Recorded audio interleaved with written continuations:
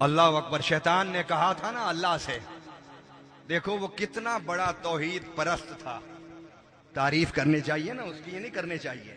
सुभान अल्लाह। है जी, आपको तो कहना चाहिए हमें कि करनी चाहिए, हमारी तो दोस्ती है उसके साथ, या नहीं है दोस्ती है? नहीं है तो फिर गुनाह क्यों करते हैं? फिर उसके कहने पर क्यों चलते हैं? फिर झूठ क्यों बोलते हैं? मिलावट क्यों करते हैं? गीबत क्यों करते हैं? जना क्यों करते हैं? वो एक मिसाल मैं अक्सर तकरीरों में देता हूं कि एक पठान शैतान को कंकरियां मारने से पहले उससे बातें कर रहा है। कंकरियां भी उसके पास है, जूता भी उठाया हुआ है उसने मेनाक के मैदान में।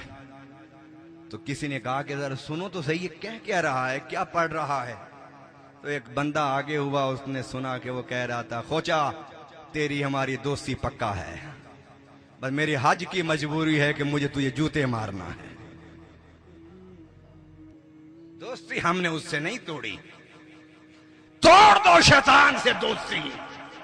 उदखुलू फिस्सिल्म काफ़ा, इस्लाम में पूरे के पूरे दाखिल हो जाओ, फिर देखो मेरे आका फरमाते हैं रब से, रब के इज़्न से, आसमान से, जन्नत से, बैतुल मामूर से, अर्श से फरिश्ते उतरेंगे और तुमसे मुसाफिर।